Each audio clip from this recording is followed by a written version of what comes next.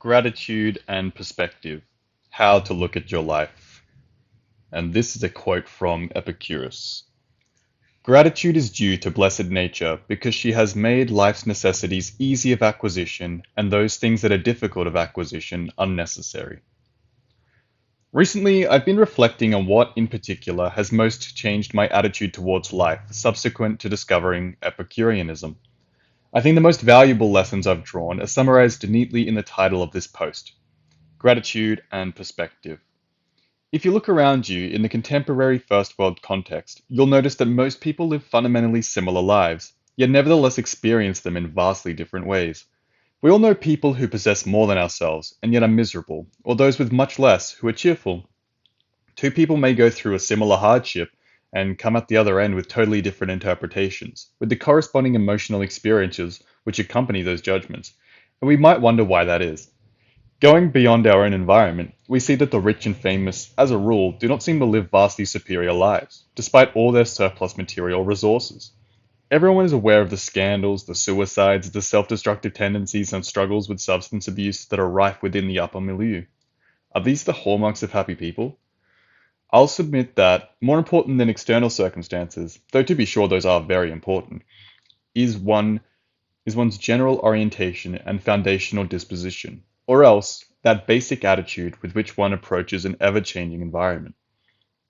Now, if the above observation is true, the question then becomes, what is the most advantageous attitude to cultivate in order to achieve lasting happiness and respond effectively to one's environment, and how does one come to nurture it? The complete answer to both aspects of this query is a lifelong pursuit, and even the outline is beyond the bounds of this post. But I think two crucial ingredients offer an excellent starting point by setting the limits of the investigation. To begin with, we should recognize that the inquiry into what really makes people happy is a factual question with observable results. We know that some people are happy and some are not. Due to the validity of causal generality, if we can discover what causes the former to be so inclined, then, in theory, we can follow their principled example and achieve a similar result for ourselves. We must immediately dispose of a common misconception. While it may or may not be true that, as psychological egoism would have it, all individual actions aim at the agent's self-interest, it is not at all evident that everyone automatically knows what is in their self-interest, nor what self-interest even consists of. Much less do they automatically know how to achieve it, nor that, even so knowing rationally, are they then immune from more immediate or petty desires, leading them to pursue something that, while gratifying in the short term, is actually destructive in the long term. All that being said, we should not take the mere fact that people generally choose to do X or Y as an indication that X or Y genuinely tends or will tend to make them happy. We require a standard of value in order to judge whether such actions really do contribute to our goal, which is happiness, and the standard Epicurus proposes is human life, communicated to each one of us by our basic feelings of pain and pleasure. We are so constituted as organisms, says Epicurus, that nature has endowed us with the inclination to seek after pleasure, which agrees with our constitution, and avoid pain, which disagrees. Pleasure here is to be understood as freedom from bodily pain and mental anguish, a basis of calm serenity, satisfaction, and fulfillment. To say that pleasure feels good and thus is the good may be argued to beg the question, but I submit that it is of the exact same nature as the claim that heat feels hot, or in other words, what we mean by hotness just is this very same feeling, and likewise, what we must mean by goodness before idealistic corruption just is this very same feeling of pleasure. Now, this is without a doubt a relative valuation, but indeed, this is how all of our perceptual faculties operate, along the excitation of sensory apparatuses which produce bimodal qualitative experiences, felt in accordance with their degree of relative differentiation from our current state. If you have unusually cold hands, for example, room temperature water will feel warm, and if you suffer from an illness, the relief of that illness will feel pleasurable in both the healing process and in the resulting absence. This all requires a more robust defense, but I will move on for now.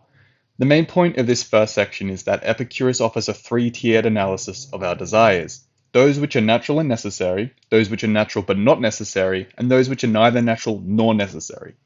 Necessary here should be understood in relation to what is required for, in the first place, our very survival, in the second, the removal of bodily troubles, and in the third, our psychological well-being.